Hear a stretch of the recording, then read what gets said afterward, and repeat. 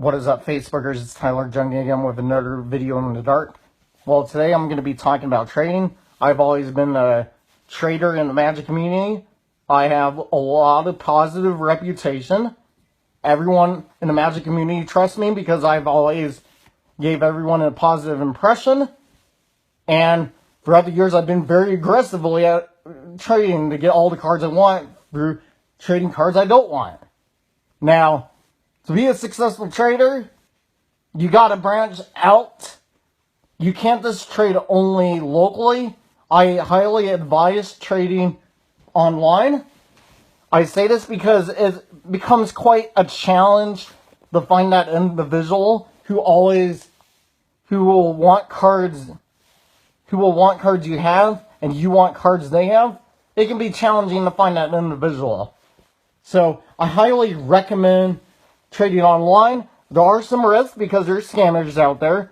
One of the red flags to look out for is that individual who always asks to send your cards first and doesn't have any reputation to show. I would not trust them. I would never give them a chance. They can just screw themselves. I do not recommend dealing with these kind of people. If they make you send first and have no reputation to show, don't give them a chance. Please don't do it, because no matter what they have, at the end of the day, the most likely result is you will end up being scammed. And I am being serious. I'm not saying everyone with references is always 100% trusted. There are people out there willing to do a lot of small trades to scam someone out of a big trade. You gotta look out for those shady people if you choose to trade online. That's the problem with trading online, is you can get scammed. And I honestly got scammed a few times, but I think in the long run it has been really rewarding because I'm able to gauge most of the time when someone seems shady or not. I'm really experienced around that criteria. Now, the reason why it's so good to trade is because we accumulate various cards we don't need a value, and we never find a use for them. Being able to turn these cards into actual cards we do want helps us build our decks, subtracting cash out of the equation. Now, I try and trade as much as possible to prevent myself from spending further cash. I don't always have cash readily available for all these expensive cards I want. I want expensive cards like Underground Sea, Bayou, Tropical Island. These cards can cost hundreds of dollars. You think I'm going to have that kind of money to spend on these expensive cards? No, I don't. I don't have the cash for these expensive dang cards. So, what I do is, I try and trade as much as I can. Whatever money I save up through the time by relying on trades to accumulate the cards I want, I can set aside as much cash that I save, magic cash that I save. I set it aside, and then if I keep trading, it keeps allowing me to not use my cash to get the lower end cards that my trade binder can already get. Now you get the idea. Now, if I want to get these cards sooner, there's a store called Darkside Games. I highly recommend them. When I traded in for my expensive dual lands, I've always done so when they wanted a lot of cards that I had and was willing to take them at 80%. And sometimes they even have 100%. I'm not even lying when I say this. When they need the inventory, they will buy the card at 100% singles credit. And being that I'm someone who accumulates all these random cards, every now and then I do have that one random card that they're willing to take at 100%.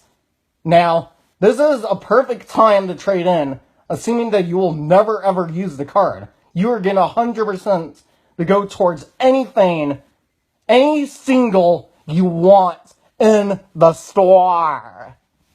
So, when I have enough cards to trade at 100%, I will just bring them all into Dark Side Games, and I will claim the store credit. Because I don't always have that cash readily available for these stupid expensive cards. So, having all that trades to get my dual lands is a lot of gratification. It's a lot of gratification to turn a lot of excess value I don't care about into one single really expensive card that I will play for the rest of my life. There's a lot more gratification in having all these bulk cards I don't care about and turning them into internal staples.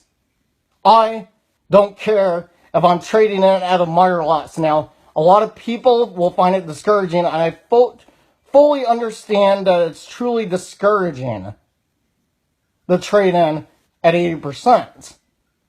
But we kind of overlook the positive signs of this taking this loss. Now, I'm not telling you guys to do this. If you don't want any of these expensive cards, then don't feel discouraged or anything, or don't feel upset. I'm telling you guys that there's really no true punishment in letting your cards go at 80% trading rates to get these expensive cards. Because at the end of the day, if you're like me and would never have the cash readily available for these stupid expensive reserve list cards, then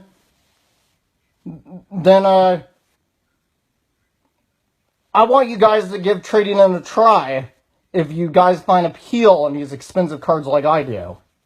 If you find appeal like I do in these expensive cards, just don't feel bad about trading in. The loss is just very minimal, and in the long run, you're trading in cards that will flip-flop between value versus a card that will hold their value a lot better due to the reserve list and eternal playability. Now, well, I think that kind of wraps up what I have to say. I don't think anything else is on my mind. I just think that more people need to give trading a chance. I have some of the greatest experiences with trading because I have accumulated so many cards I wanted for the years, and it was so satisfying to get cards I want without having that cash readily available. I love the feeling. I love the feeling of not having to spend more cash to get the cards I want through trading the cards I already have. Because these cards I have, I don't give a crap about them. They have no appeal to me other than the value I can get out of them. They have no appeal whatsoever. What I care about is what I can get out of them. People do drafts, people do sealed events, people crack open packs, people win cards, people find good deals, people are given cards. All of these contribute to accumulating random card value you might not care about over time. Take advantage of that. Take advantage of that. Turn them into the cards you want. I hope this encourages you guys to do so. Thank you guys. See you next time.